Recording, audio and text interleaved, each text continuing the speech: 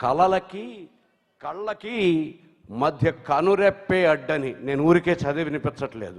నేను నా మిత్రుడి గురించి చాలా కాలం తర్వాత అవకాశం వచ్చింది.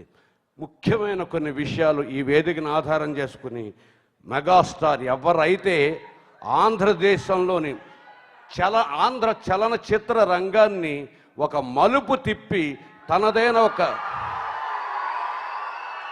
ఒక చరిత్ర సృష్టించారో ఆయన గురించి మాట్లాడాల్సిన అవసరం 4 మాటల కంటే ఎక్కువ మాట్లాడను. అందుకోసం ఇక్కడ చెప్తున్నాను. కలలకి కళ్ళకి మధ్యన కనురెప్పే అడ్డని, నమ్మకం నిజమయ్యే లోపల తీయని నొప్పి ఉందని, ఆటనే వేటగా మార్చడం కాలం అలవాటని గమనించే తెలివి ఉంటే ప్రళయాన్ని ప్రణయం అనవా? ఈ 4 లైన్లు చిరంజీవిగా అప్లై అవ్వా?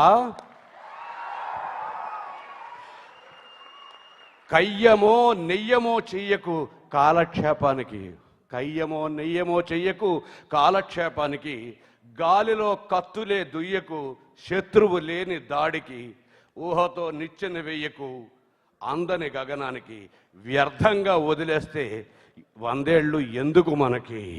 ఈ 4 అక్షరాలు, ఈ 4 లైన్లు ఈ పాత్రను కాకుండా రాబోయే జీవితానికి వరుణ్ తేజ్కి ఒక ఆశీస్సులాగా భావించి అతను తన జీవితాన్ని 100 ఏళ్ళు వ్యర్థంగా వదిలేస్తే ఎందుకు మనకి అనే విషయాన్ని ఈ రోజు నుంచి గుర్తించి మాట్లాడాలని ఉద్దేశంతో పర్టికులర్గా ఈ పాటలో రాయడం జరిగింది.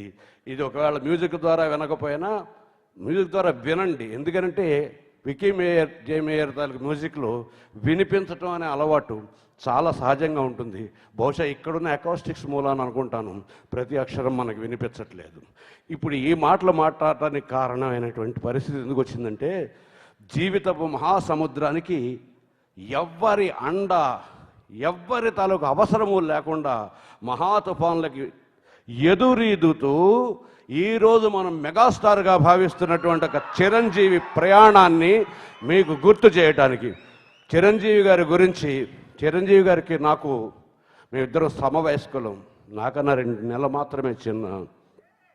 మా ఇద్దరికి పరిచయం అన్న మాట కన్నా కొంచెం ఎక్కువ మైత్రి అని కూడా తప్పకుండా చెప్పుకోవచ్చు. ఆయన కూడా ఏమనుకోరు.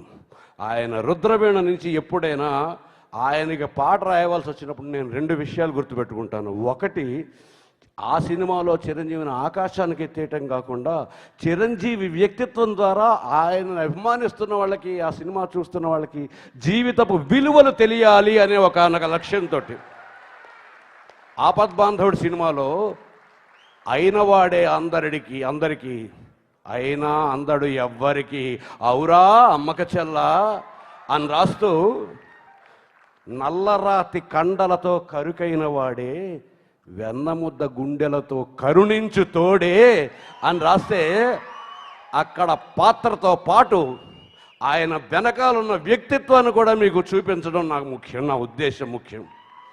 నల్లరాతి గుండెలతో కరుకైన వాడే, మనం సూపర్ స్టార్ కాలిలా తొక్కితే భూమి ఆకాశాలు బద్దలైపోవటమే మాత్రమే సినిమాల్లో చూస్తున్నాం. కానీ బ్లడ్ బ్యాంక్ అనండి, నేత్రదానం అనండి, మరొకటనండి, వెన్నముద్ద గుండెలతో కరుణించు తోడు మనిషికి ఉండాల్సిన లక్షణం. మనలో ఉన్నటువంటి ఒక హీరోయిక్ స్వప్నాన్ని రుజువు చేస్తూనే ఇంకొక పక్క నేల మీద నిలబడుతూ ఆ నేల మీద ఉన్న జీవితానికి సంబంధించి ఆయన ఏ విధంగా ప్రవర్తిస్తారు, ఏ విధంగా ఆలోచిస్తారు చెప్పటానికి. ఒక సినిమాలో అది ఆయన నటించిన సినిమా కాదు, ఆయన గురించిన ఒక చిత్రమైన సందర్భం వచ్చి ఒక పాట రాయమని చెప్పారు ఆయన గురించి. అందులో ఒక అమ్మాయి పాడుతుంది పిల్లలతోటి. నేను ఇప్పుడే ఒక పాట పాడొచ్చాను, అది మెగాస్టార్ చిరంజీవి గారి గురించి అని పిల్లలతో చెబుతూ పాట పాడుతుంది. ఆ పాట నన్ను రాయమని అడిగారు. ఎవరైనా గుర్తించారా నడిచే నక్షత్రాన్ని? ఎవరైనా గుర్తించారా నడిచే నక్షత్రాన్ని? ఎదురొస్తే ఎగబడిపోరా నేనే ఆ చిత్రాన్ని. నేను రైతునై పండిస్తున్న వేల నవ్వుల పంటల్ని, నేను రైతునై పండిస్తున్న వేల నవ్వుల పంటల్ని, నేను రాజునై పరిపాలిస్తున్న 1,000,000 గుండెల కోటల్ని.